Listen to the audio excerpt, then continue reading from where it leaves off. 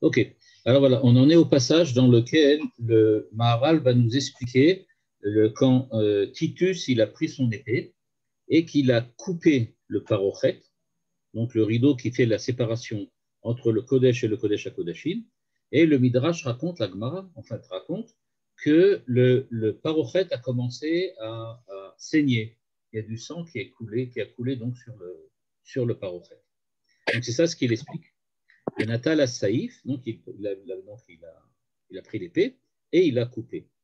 Et ce que va essayer d'expliquer le Maharal dans un premier temps, c'est quel est le rapport entre l'épée, enfin le fait qu'il ait coupé, le fait que ça a saigné. Qu'est-ce que c'est que ce miracle et quelle est, dire, sa signification. Puisque tout ce qui se fait maintenant, en fait, dans les 3 chapitres qui vont venir, hein, le très long chapitre du Perek El, là maintenant qu'on est en train de faire, qui parle sur seulement une partie des Haggadot du Korban, continue encore dans le Perek suivant, Vav, ensuite Zayn, dans lequel il parle toujours de toutes les Haggadot. Donc il va expliquer maintenant des Haggadot sans arrêt. Donc maintenant, il explique la signification. On va commencer à la lire, ce n'est pas compliqué du point de vue du texte. Ce qui est plus compliqué, c'est du point de vue de l'idée qui est derrière. Et il nous dit la chose suivante. Da, ki adam sheyatsa ou inyan nifla. Ok. Pourquoi? Bitul akdusha sheaya la parochet nershavze shvichut dami. Ça, c'est l'idée. Donc, il dit, il faut faire le rapprochement entre, d'une part, le fait qu'il y avait de la Kedusha qui a disparu, donc, c'est-à-dire l'annihilation de la Kedusha est considérée comme Shvichut Damim, un meurtre. Donc, c'est les deux idées que le Maharal va essayer de lier maintenant. D'une part, l'élimination, l'enlèvement, l'annihilation de la Kedusha, parallèle, équivalente, analogue à meurtre, le fait de faire couler du sang. Et maintenant, il va apporter tout un passage dans lequel il va parler, donc on va le lire en entier, et après on va essayer de l'expliciter, ensuite on reviendra sur la suite. Kedeita b'masechet yoma, d'accord. Gave shne kohanim shayu ratzim bekeves hamizbeach, varag echad et hasheni besakim shel kodshim, ובאביב מצא ומפרפר, אמר הרי בני כפרתכם, הרי עדיין בני מפרפר ועדיין לא נטמע הסכין. ומסיק ללמדך שחמור עליהם טהרת הכלים משפיכות דמים.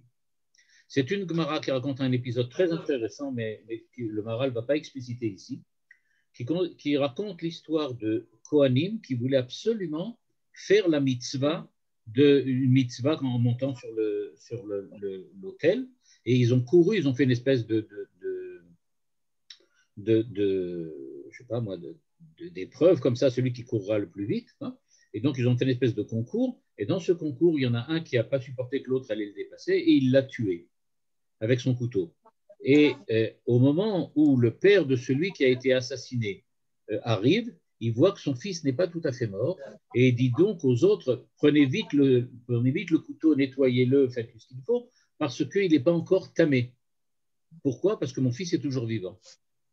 Et donc, il récupère, donc on va dire comme ça, il dit, c'est très important, maintenant au moins on a empêché le couteau de devenir impur, parce qu'on a nettoyé avant que le fils meure.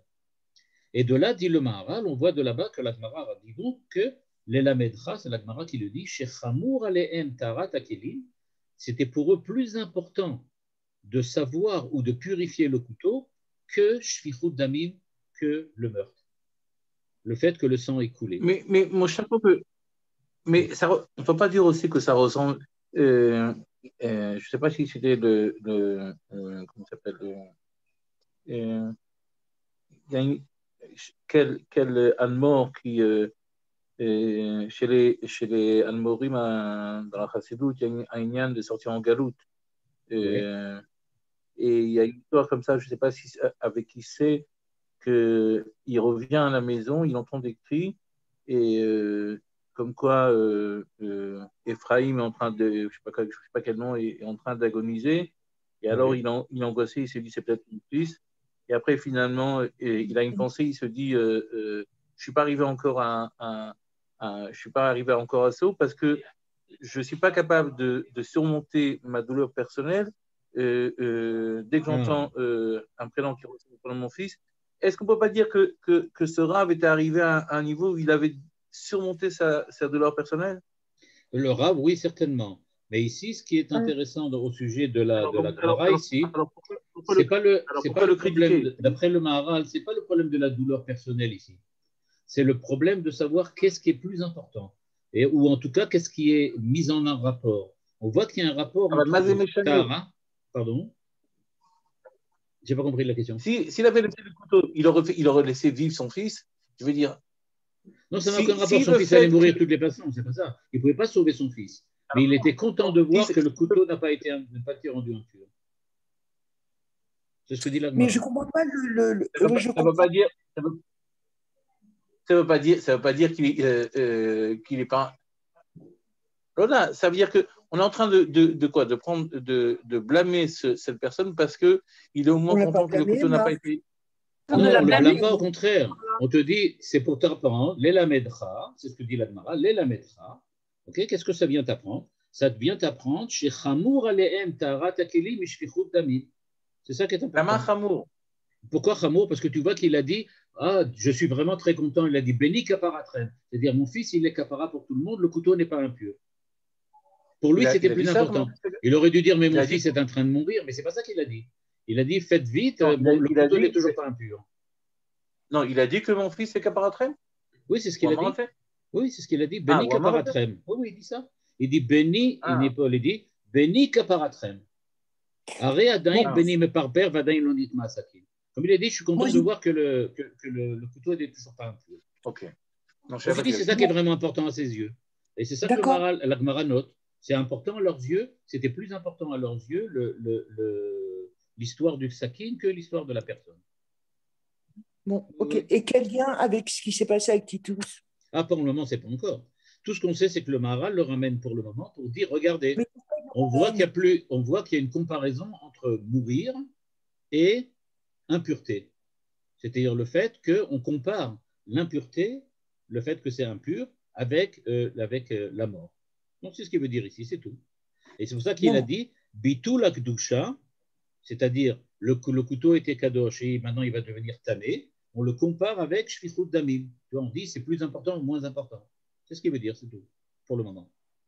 Maintenant, il va expliquer l'idée. Maintenant, il arrive à l'idée. Et il nous dit la chose suivante. Il nous dit Ki davar kadosh, kemo aparochet, donc le parochet qui est kadosh, mipne kdushato, ou nershav eloki yoter min haneshama. Le parochet dans le Beth Amikdash, parce qu'il est kadosh, il est plus important, on va dire c'est ça le terme, c'est le terme qu'il utilise ici, il est yoter ou nershav eloki yoter, il est plus proche de Dieu, il est plus divin que l'âme elle-même, le parochet. Ve'im haneshama. Bishvil shei elokit nivdelet en raoula bitul. Et puisque l'âme qui est séparée du corps, qui est sainte, donc qui est divine, en raoula bitul, donc il est tout à fait, on va dire comme ça, pour le moment, je dis anormal, mais c'est pas ça le terme Brigot ici, on verra pourquoi après. Il est anormal qu'elle s'anéantisse, qu'elle disparaisse. Kol sheken akli sheu kadosh eloki legamren raoul lo bitul akdusha legat. Donc il dit, de là on voit que c'est donc plus important que l'âme. Et si déjà donc l'âme, donc il nous dit, puisque l'âme qui est kadosh, etc., elle doit continuer à être vivante, c'est bien clair que le parochet lui aussi doit continuer d'être vivant. Chez Zekemo shfichat damim. Et donc si tu le rends impur, c'est comme l'assassiner, chez Ubitu la neshama akdosha. Voilà. Donc il dit, annihiler l'âme, en fait, c'est peut-être même moins du point de vue du niveau divin que l'akdusha, annihiler l'akdusha.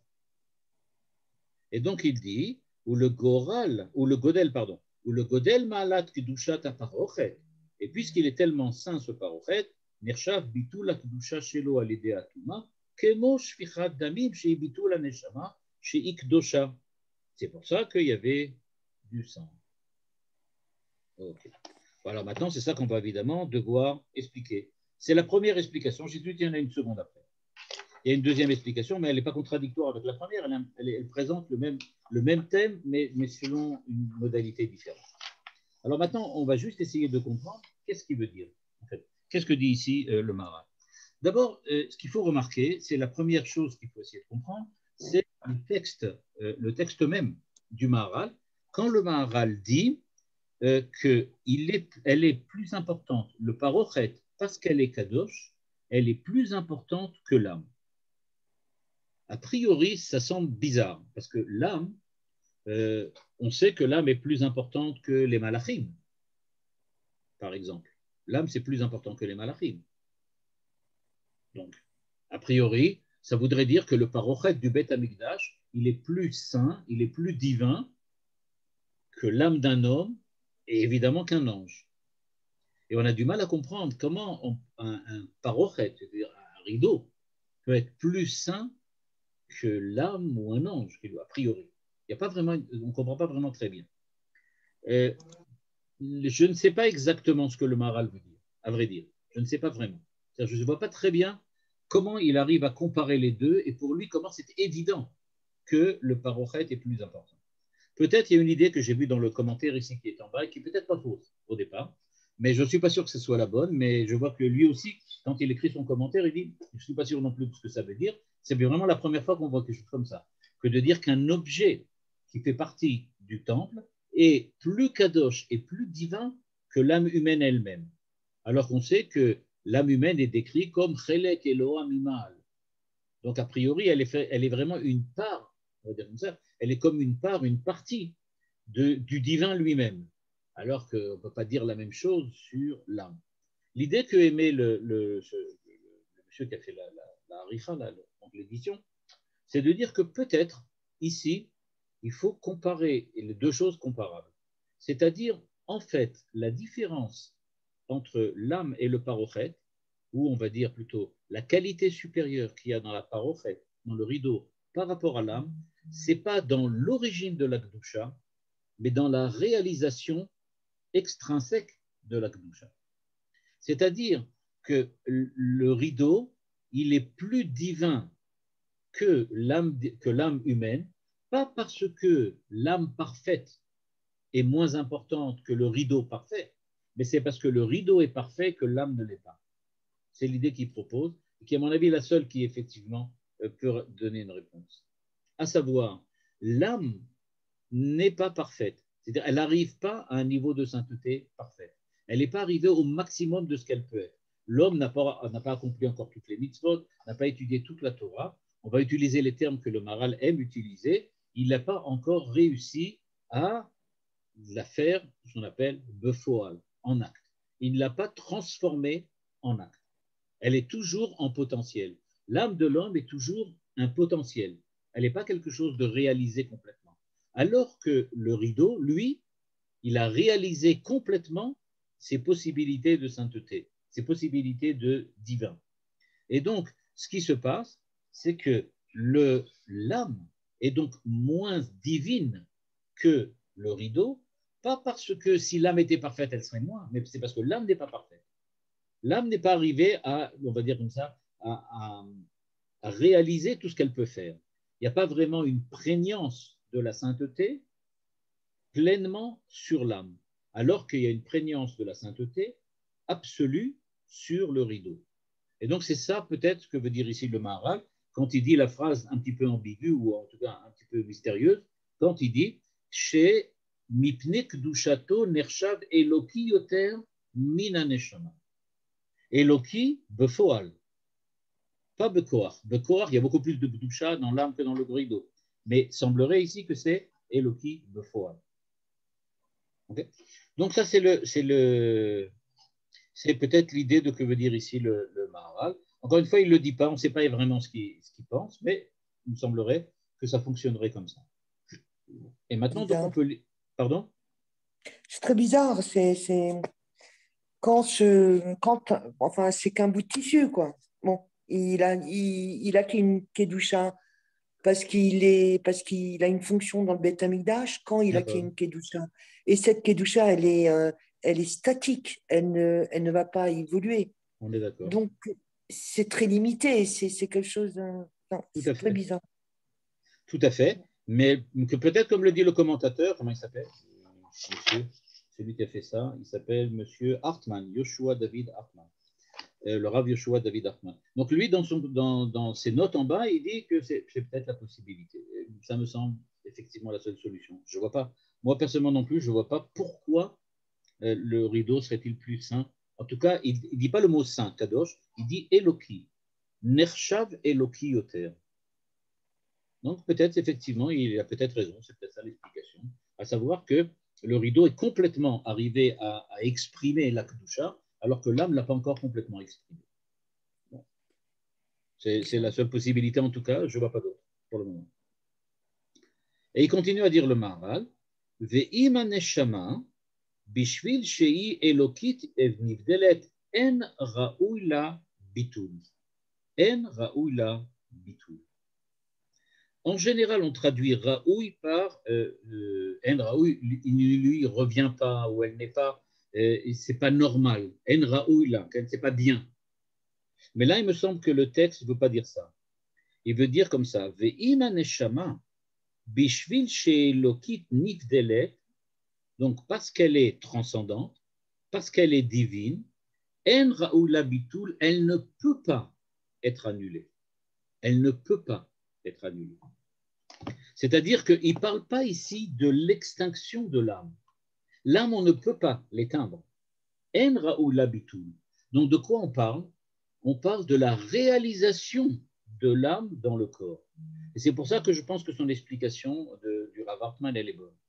C'est-à-dire, on parle ici du fait que la réalisation de l'âme, c'est-à-dire le fait que l'âme est liée au corps, fait que puisqu'elle est sainte et qu'elle est donc transcendante, et donc qu'elle est divine, a priori, elle ne devrait pas perdre sa réalisation dans le corps, dans le monde. Elle devrait rester dans le monde. Le bitoul dont on parle ici, ce n'est pas le fait que l'âme va être anéantie, mais ça veut dire que l'âme n'aura plus d'expression dans le monde. Et donc, ce que veut dire le Maharal, c'est la chose suivante. Et puisque l'âme qui est divine et transcendante ne peut pas être affectée par tout ce qui arrive dans le monde, parce qu'elle dépasse, du point de vue de sa nature, tout ce qu'il y a et tout ce qu'il réalise dans le monde, donc c'est normal qu'elle ne soit pas affectée par les événements contingents qui arrivent dans le monde, et donc elle va rester définitivement présente dans le monde. Or, la mort, par exemple, fait que l'âme disparaît. Donc, il fait maintenant donc un raisonnement a fortiori.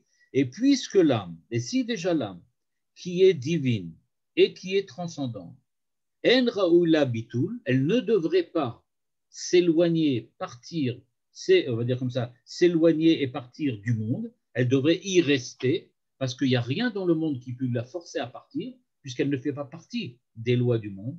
Il n'y a rien dans les lois du monde qui peut la forcer à disparaître du monde. Kol sheken, akli sheu kadosh eloki legamre, à plus forte raison, le kli, c'est-à-dire le rideau, qui est absolument kadosh. Comment?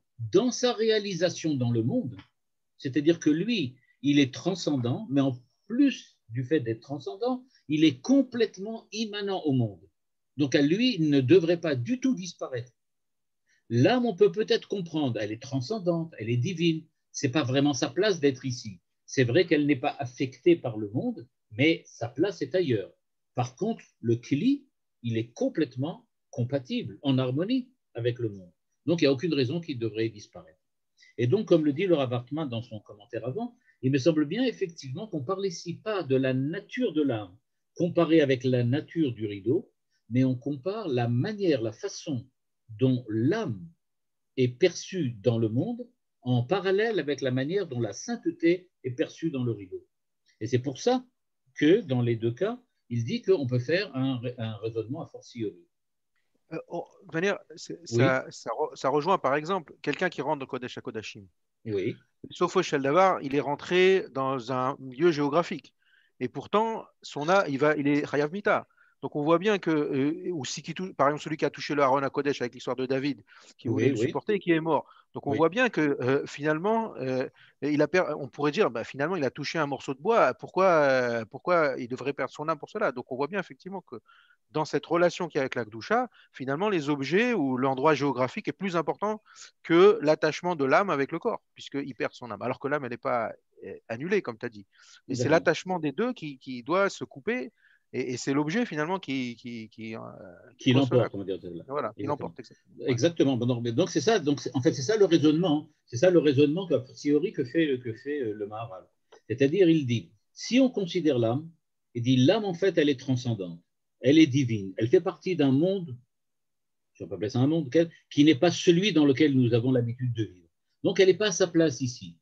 Mais si malgré tout, on sait bien que rien du monde ne peut l'affecter, puisqu'en fin de compte, elle n'est pas compatible, en harmonie avec le monde. Qu'est-ce qui va en être pour le rideau? Ben, dit le rideau en question, eh bien, il va lui être encore beaucoup plus profondément affecté, a priori, par le monde, puisqu'il y est. Mais en fait, c'est faux. Il est transcendant complètement lui aussi, mais en plus, il est immanent. Et le fait qu'il soit à la fois transcendant et immanent fait qu'il ne perdra jamais cette présence, cette prise en main qu'il a du monde. Et donc, il va rester dans le monde. Et c'est pour ça, nous dit-il, donc, que Imaneshama en Raoulabitu, si donc il est absolument, on va dire comme ça, pas anormal au sens de la norme, on va dire qu'il est absolument impossible que l'âme soit séparée du corps de force, puisqu'a priori rien dans le monde ne devrait empêcher l'âme de continuer à exister, c'est évident que le rideau qui sépare le saint des saints du reste du sanctuaire doit lui aussi ne pas perdre sa kedusha, ne pas perdre sa sainteté et rester complètement à l'intérieur du monde sans être affecté par ce qui s'y passe. C'est comme ça, à mon avis, qu'il lit le texte. Et donc, en fait, l'idée qu'il nous dit, elle est simple. Il nous dit, quelque chose qui a été sanctifié, ça veut dire qu'il est à la fois dans deux mondes. Il est complètement dans ce monde-là et il est complètement dans l'autre. C'est pour ça qu'on peut dire, par exemple, que le rideau est sanctifié. Le rideau du Saint des Saints est sanctifié. Pourquoi? Parce qu'il est complètement, on va dire comme ça, il participe complètement à la vie du monde inférieur, mais d'un autre côté, il est complètement rattaché au monde supérieur. C'est ça ce qu'on appelle la sainteté. La chose, elle est les deux à la fois. Les deux à la fois. Et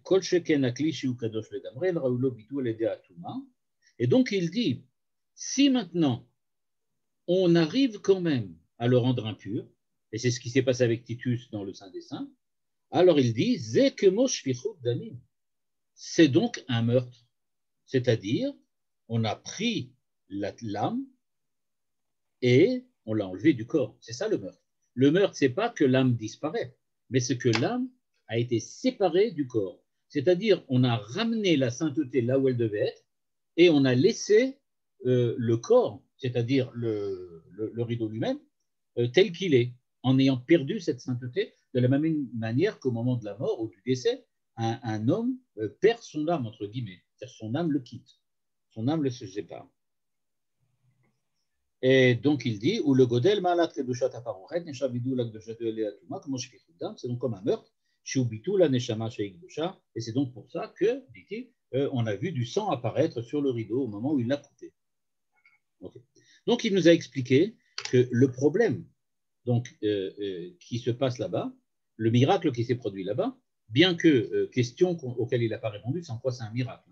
Pourquoi il y a ce miracle-là particulier? Mais le miracle qui s'est produit là-bas, c'est que, en fait, dit le Maharal, la Torah veut nous exprimer le fait que on va dire comme ça, la disparition, pas de la Kedusha, mais de la présence de la Kedusha, la présence de la sainteté dans le monde, c'est l'équivalent d'une mort. C'est ça ce qu'il veut dire. On assiste en fait, on n'assiste pas à un meurtre, entre guillemets, mais on assiste à un décès. C'est le décès du monde. Le monde décède. On va dire comme ça, l'âme du monde a disparu. C'est ce qu'il veut dire. C'est l'équivalent d'un décès. Le fait que là, maintenant, il n'y a plus un emplacement, un endroit, un bâtiment qui est saint. Cette sainteté qui a disparu est l'équivalent d'une mort, d'un décès. C'est ce que veut dire ici le Maharal dans son explication. Et donc, c'est pour ça qu'on a assisté au fait qu'il y ait du sang qui est apparu sur le rideau. Okay. Avant que j'entame la deuxième explication, il y a des questions? Ou sinon, la deuxième, elle est plus ou moins équivalente, mais sur un autre point de vue. Ok, alors donc on va entamer la deuxième. Veyeshkan davaramok od. Maintenant, il dit, mais il y a quelque chose d'encore plus profond. Pourquoi? Pourquoi, dit Dafka, pourquoi a-t-on choisi précisément que ça soit le rideau qui saigne? Ils auraient pu choisir autre chose. Pourquoi spécialement? Alors, on pourrait dire qu'il a cassé la menorah, ou bien il a cassé la table Non, parce qu'il faisait d'exposition. une séparation de rideau. C'est ce qu'il va dire maintenant. Et donc, quand il y a une séparation qui est entamée, c'est comme la mort. C'est exactement ce qu'il va dire. C'est exactement ce qu'il va faire. C'est exactement le chemin qu'il va emprunter. C'est qu'il va dire, effectivement, on a besoin de montrer que la séparation a disparu. Mais on va voir tout de suite pourquoi. Parce qu'au contraire, ce n'est pas la séparation qui nous intéresse là, c'est plutôt le lien. Parce qu'un décès, c'est la coupure d'un lien, pas la coupure d'une séparation. On va justement voir pourquoi il l'interprète comme ça. Et donc, c'est ce qu'il dit ici. Il dit donc il dit premièrement, le rideau faisait effectivement la séparation entre les deux zones qui sont à l'intérieur du sanctuaire, entre la zone qui est considérée comme sainte et celle qui est considérée comme la sainteté du saint. Okay? Et il dit c'est une séparation, c'est-à-dire c'est une limite et une séparation. Et donc, et quand tu élimines une séparation, alors tu as tout éliminé. Éliminer une séparation, ça revient à tout éliminer. C'est pour ça, dit-il, que ça a été fait dans le rideau. Pourquoi?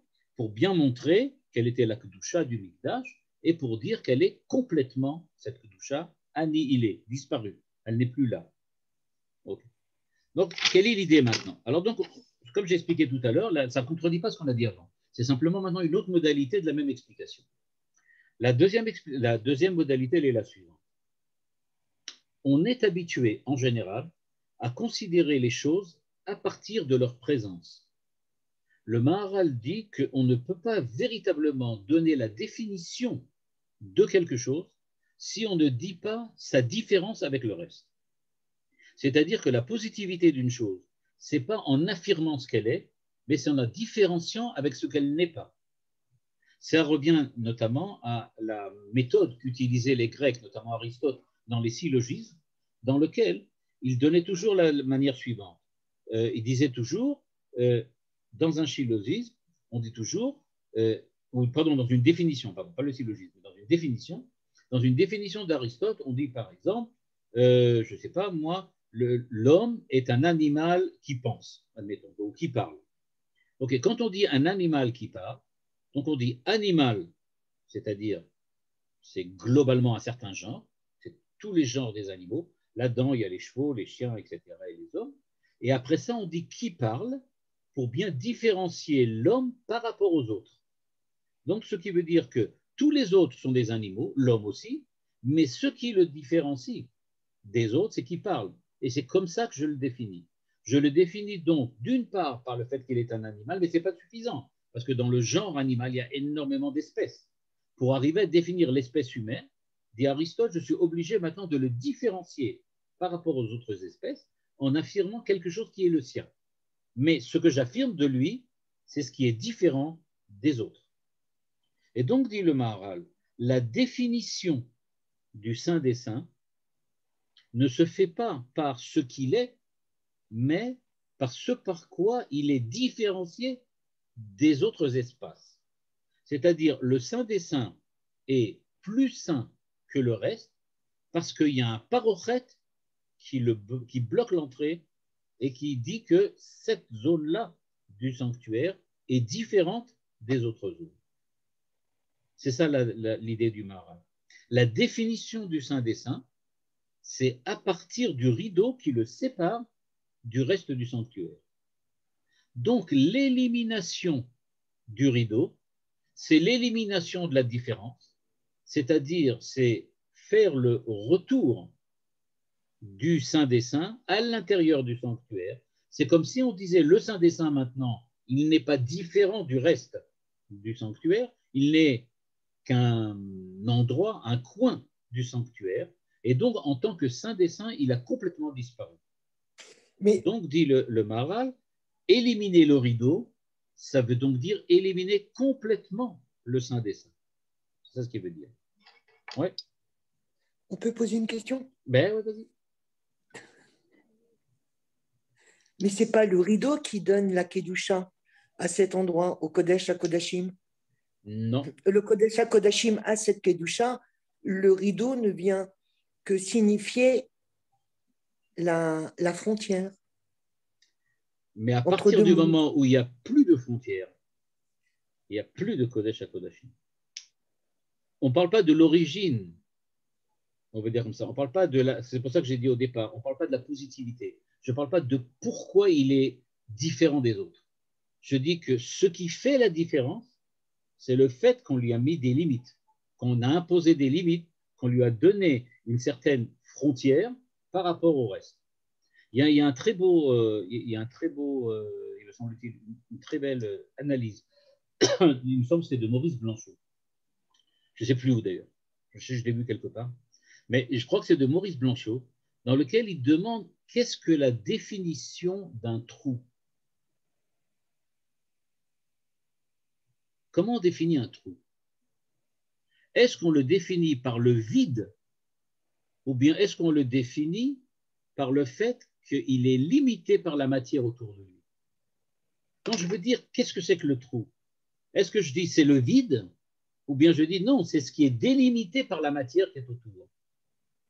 Parce que sans la matière qui est autour, il n'y a pas de trou. Ce qui fait que c'est un trou, c'est la délimitation. C'est ce que veut dire ici le Maharal. Ce n'est pas le vide m'importe peu. À partir du moment où il y a une délimitation de la matière, je sais que ce qui est délimité par la matière, c'est nécessairement un trou. Donc dire il y a un trou, ça veut dire il y a une délimitation de la matière. Ce n'est pas qu'il y a du vide il y en a peut-être ailleurs aussi. Ce n'est pas un trou. Le vide qui est à côté de la... Et donc il y a une feuille avec un trou. Alors en fait, le vide, il est autour, mais ce n'est pas un trou, c'est du vide. Ce qui fait un trou, c'est parce qu'il est délimité par la matière. Et donc ici, il dit aussi, ça ne m'importe pas le vide du Saint des Saints. Ce qui m'importe, c'est pourquoi, à cet endroit-là, précisément, on peut dire qu'il y a une présence de Dieu différente. C'est parce qu'elle est limitée. Et à partir du moment où tu élimines cette limitation, eh bien, tu te retrouves dans un état dans lequel il n'y a plus de Saint des Saints. Il n'y a plus rien. C'est ce qu'il essaye, à mon avis, de dire dans ce texte-là. Dans un autre texte des Rattergard, il utilise une terminologie scolastique, et dans cette terminologie, il utilise les termes de matière et de forme, en disant que ce qui fait l'essence d'une chose, c'est sa forme. C'est-à-dire, on va donner un exemple. Le bois, c'est une matière. Si j'ai devant moi maintenant une poutre, ce qui fait que la poutre est devenue une poutre, ce n'est pas le fait qu'elle est en bois, mais c'est parce que le bois a la forme d'une poutre.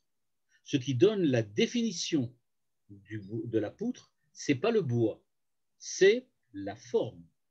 C'est-à-dire ce qui la différencie de tous les autres bois qui sont dans le monde entier, de la matière bois. Et donc c'est pour ça qu'on peut l'appeler poutre. Sinon, on continuerait à l'appeler du bois. Ça ne serait que du bois. Et donc c'est ça ce que veut dire ici, ce qui veut dire, c'est mon avis, hein, c'est mon interprétation, mais il me semble là que c'est vraiment évident. C'est ça ce qu'il veut dire ici. La délimitation du Saint des Saints comme espace particulier vient du rideau qui était à l'entrée. Ce rideau de l'entrée vient dire il y a un espace différent. C'est pour ça qu'il est vraiment différent. À partir du moment où j'enlève la délimitation de l'espace, cet espace-là se réintègre à l'espace global qui est autour, et donc il perd sa spécificité, et de ce point de vue-là, il est anéanti, il est mort, et donc il sait. C'est ce que dit ici le Maharal. Donc, deuxième idée.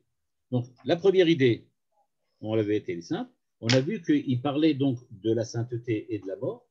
Et donc, il disait que d'une certaine manière, la rupture entre la présence de ce qui est saint et la matière, c'est comme la rupture entre l'âme et le corps. Et donc, on peut faire un parallèle entre les deux et dire que c'est une espèce de mort, le fait qu'il n'y a plus un endroit particulièrement saint, c'est-à-dire qu'il n'y a plus un endroit où il y a la présence de Dieu. Cet endroit, on va dire comme ça, cet espace matériel a perdu son âme. Deuxième possibilité d'expliquer, mais dit que c'est simplement un approfondissement de la première, ce qui faisait vraiment la présence de l'âme, c'était le fait qu'elle était limitée à une certaine forme de matière. Alors maintenant, sans rentrer trop dans les détails, au Moyen-Âge, notamment au XIIIe siècle, il y avait une très très grande discussion entre tous les scolastiques latins et entre eux, ils n'étaient pas d'accord. Et chez les juifs aussi, on retrouve ça d'ailleurs, aussi dans la Torah. Et chez les scolastiques latins, il y avait un problème, il y avait le problème de ce qu'on appelait l'individuation. Comment on définit quelque chose qui est un individu dans un genre? C'est-à-dire comment on définit maintenant parmi les genres des humains la différence entre Shmuel et David. Qu'est-ce qui fait la différence? Alors, il y a des grosses discussions là-dessus, je ne rentre pas, mais ce qui se passe, c'est que, par exemple, Thomas d'Aquin affirme que c'est la quantité de matière, c'est-à-dire la matière limitée à une certaine quantité, le fait que la matière est limitée parce qu'il n'y a qu'une certaine quantité qui est à cet endroit-là, c'est ça qui fait qu'on parle d'un certain individu et pas de quelqu'un d'autre. Ça, c'est Thomas d'Aquin. Alors, Thomas d'Aquin insiste sur la quantité, il n'insiste pas sur la limite. Ici, le Maharal parle de limite, boulotte. Donc, ce n'est pas exactement pareil, philosophiquement parlant. Mais en tout cas, l'idée qui est derrière, on va dire comme ça, la définition qui est derrière, se ressemble. On essaye de trouver quelque chose qui limite à l'intérieur du genre. Alors, chez Thomas d'Aquin, il appelle la quantité de matière, mais chez le Maharal, il appelle ça tout simplement la limite, la différence. Le fait que c'est différencié du point de vue de l'espace, c'est-à-dire qu'il y a une limite autour. On peut lui trouver une frontière. D'un certain point de vue, on peut dire que, par exemple, s'il y a un pays et que tu englobes dans ta frontière un pays adjacent, alors maintenant, ce qui est défini, c'est la seconde frontière qui définit tout. Et donc, on ne peut plus parler de la présence de la Pologne, par exemple, et de l'Allemagne. L'Allemagne a conquis la Pologne, ça veut dire qu'elle a perdu ses limites en tant que Pologne. Donc, elle n'est plus Pologne. Elle n'a plus de raison d'être appelée Pologne. Okay. Donc, là aussi, on montre bien que la limite, la frontière, c'est ça qui définit l'essence même de la chose. Donc, maintenant, on peut lire la fin du texte.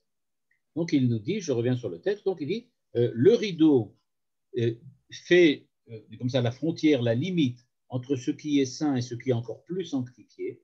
Et donc, il est ce qu'il appelle Geder ve'Evden. Il est une limite et une frontière. Ou bebitul la Geder, nershav ze bitul legamre. Enlève les limites et il n'y a plus rien du tout. Et maintenant, il termine. Ou le karna sa davarazé baparochet. Et c'est pour ça que Titus a choisi de couper le rideau et que c'est le rideau qui a saigné et pas le reste qui l'a cassé. Pourquoi? Parce que le sang est sorti pour montrer, voilà Kedushat HaMikdash. Le sang vient montrer que en éliminant cette frontière, tu as tué le Beth HaMikdash et l'âme du Beth HaMikdash a disparu. שנחשב ביטול קדושת הפרוכת שהוא הבדל וגדר של קודש הקודשים, שפיכות דם. À quel moment vraiment le décès a eu lieu?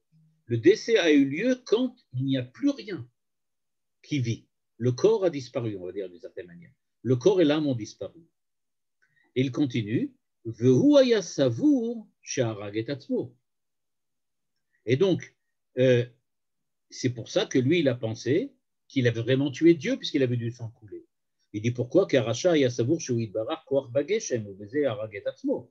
Ben Larich Yoter Bezé. Il a dit lui, il a interprété ça d'une manière purement matérielle en disant il y a du sang donc il est mort. Sous prétexte parce avant il était vivant et il avait du sang. Maintenant, dit le Maharal, évidemment, il n'y a rien à rajouter là-dessus. C'est une erreur. C'est parce que tout simplement, il était tout simplement un homme matériel. Par contre, ce n'est pas le cas du tout pour l'interprétation que donne le Maharal. Alors, c'est toute une question de limite. Alors aujourd'hui, pourquoi était-il demandé? Eh bien, parce qu'on dit qu'en fait, il a éliminé la fonction du Beth Amikdash. Mais le Harabaït, lui, il n'a pas éliminé la Kedusha qui était présente dans le Harabaït. Il a éliminé la Kedusha qui était présente dans le Mikdash, mais pas dans celle qui était dans le Harabaït. Celle-là, elle est toujours là. C'est celle-là qu'on nous empêche de monter là-bas. Ce n'est pas la Kedusha du Beth Amikdash, d'après ce que dit le Maharal ici. La Kedusha du Beth Amikdash. Ou bien on doit dire aussi que c'est simplement peut-être la sainteté du Saint des Saints qui a disparu. Mais le sanctuaire lui-même, sa Kedusha, elle est peut-être toujours présente. Mais puisqu'il n'y a plus de limites. Non, les limites, c'est au niveau de la différence entre le Kodesh et le Kodesh HaKodashim. On ne peut plus différencier où était le Beth Amikdash. Le Kodesh HaKodashim, mais le Beth Amikdash, on sait où il était, il est toujours là. L'espace du Beth Amikdash est toujours présent. Le temple lui-même, l'espace du temple, on sait où il était là où il était. Maintenant, on ne sait plus différencier où était le Kodesh HaKodashim. Il n'a plus de limite entre le Kodesh HaKodashim et le Kodesh. Mais le Kodesh lui-même, il y a encore les limites. En tout cas, géographiquement en tout cas. Ok. Donc les deux idées qu'on a vues là maintenant, avant de parler sur le silence de Dieu, ça on parlera la semaine prochaine. Et là, c'est déjà plus compliqué. Et là, on parlera évidemment en rapport. Mais là, je ne sais pas si vous avez lu. Là, il faut que je vous demande si vous avez. Il y a un certain nombre d'ouvrages qu'il faudra avoir lu avant de parler du silence de Dieu. La première chose, c'est le livre de Emil Fackenheim. Vous avez lu? Pardon? Le livre de Emil Fackenheim sur le silence de Dieu pendant la Shoah. Vous n'avez pas lu? Bon. Ah, ok. Bon, bah alors, ok. Alors, on va peut-être un petit résumé. Je vais un petit résumé de ce que dit Emil Fackenheim. Alors il s'appelle comment? Attends, viens, je note. C'est un bouquin. Ça s'appelle, je crois, Le silence de Dieu. Il me semble, hein, je crois que ça s'appelle comme ça. Quoi l'orthographe de son nom, s'il vous plaît? Pardon? L'orthographe de son nom. Son nom, je crois que c'est Fackenheim. Merci. Fackenheim, je crois. Et le titre, c'est quoi? Je crois que ça s'appelle Le silence de Dieu après Auschwitz, un truc comme ça. Ah. Donc, il faut le lire pour la semaine prochaine. Il ne faut pas le lire pour la semaine prochaine, il serait bien d'avoir lu déjà avant. Oui, ça s'appelle La présence de Dieu dans l'histoire, quelque chose comme ça. Voilà, c'est un réformé, si je ne me trompe pas, un rabbin réformé allemand, etc. Qu'est-ce qu'il a écrit? Penser après Auschwitz et la présence de Dieu dans l'histoire. Mais pourquoi limiter? Bon, si vous ne l'avez pas lu, vous ne l'avez pas lu. Non, parce que en fait, il y a une intervention, en fait, il y a une, comment on appelle ça? Il y a Emmanuel Levinas en parle, Manitou évidemment en parle. Non, mais j'ai pas terminé de Fackenheim et il critique évidemment, tout le monde le critique. Non, mais pourquoi se pose-t-on la question du silence de Dieu que par rapport aux Juifs? Le génocide en Rwanda, il n'y a pas le silence de Dieu? On va en parler après. On en parlera la semaine prochaine. Mais non, je veux dire, c'est pour ça que ça serait bien, si vous voulez, essayer de lire un petit peu sur Fackenheim, voir qu'est-ce qu'il a écrit, parce que bon, il y a beaucoup de critiques par rapport à lui.